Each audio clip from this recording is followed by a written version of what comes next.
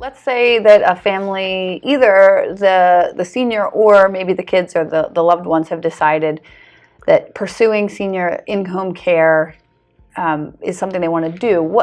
How would they go about finding a place, and also what questions should they ask? Well, the biggest thing, like anything in these days, is Google's out there. You type in information that you're looking for. What should they Google? What's like the best, some catchphrases? Well, for me, I would always want quality, engaging companionship. I look at Silk as a... You might get some. That's true. Well, I can tell you what my husband calls me sometimes. But in-home, non-medical. I'm strictly non-medical, so you have to be careful. If you're looking for healthcare, you would look for a home healthcare agency, and the healthcare would come in and be able to do anything medical that's needed. So as a non-medical agency, we are not. We can give you, or we can remind you of your medication and fill your pill box. We can't physically give medication and things like that. So if somebody is needing to be tested for diabetes and they don't do it on their own, that's a healthcare. So you would just Google in-home care, and you will get a lot that come up.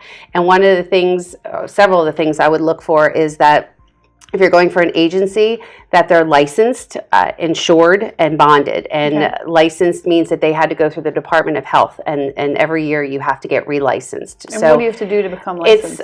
You have to provide a lot of documentation, a lot of plans for your company. It used to not, that wasn't the case for companion care companies. You didn't have to be licensed, but the Department of Health in the last few years has made it mandatory. So it's a process. It's a rigorous process. I'm getting relicensed right now, and they'll probably come out and do a visit. And so they're checking on you, making sure that you're following all protocol for any type of agency out there, that you are putting you're hiring equal opportunity. You're not discriminating against any people. It's just a lot of paperwork. Okay. What else? So insured means that if you were in the house and you got injured, or you were covered by insurance. Insurance is very important. And then bonding is huge, especially for older adults who might be wary of someone coming into their home, things being stolen, etc. Bonding is just saying that you are protecting any of their valuables up to whatever amount you choose to be bonded by, and that's covered. So if anything was stolen and it was proven to have been stolen, it would be covered. You also want to find out if their staff is an employee of the agency or a contractor. I only have employees. That means I'm responsible for them. They're covered under my insurance, my bonding. So I think Workman's it's pretty... comp, yes, all that all of that. I have some employees myself. Exactly. I understand the joy. So you understand the difference. They're an employee, and they're representing your company all the time, the liability. So that's important.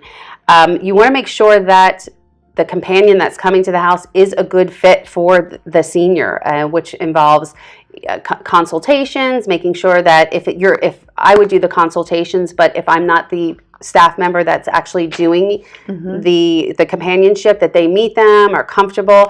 And I believe in keeping the same companion as much as possible with that person, so it becomes a friendship and a bonding and a trust between them. Now sometimes that can't always happen. People get sick, or someone has to, but it would be the same caregiver. And then just that the agency can match the needs of what the senior is looking for, and just, you don't want someone coming in that you're looking for someone to look for bathing, and that's not something that the agency specializes in. They don't feel comfortable with bathing or certain. Is that more medical? No, I think it depends on what you want to do. If it's like you having to lift and getting into the shower and things like that, I would look more for a home health agency in that fact. As a companion care company, I will assist people with their bathing and everything, but it's more they get in the shower and it's just you're on the outside. Yeah, right. Supervising. Let's get all your stuff together. Let's get your stuff together. I'll help you. Exactly. Wash your hair. Exactly. That's it. So more health agencies have the training about lifting and things like that. Background checks. Must have background checks on your employees. Background checks. TB testing is mandatory as well, that you have TB tests. Yes, you do that yearly. It's just part of the you need to do, but background checks and driver's license checks, which usually come hand in hand, are very important.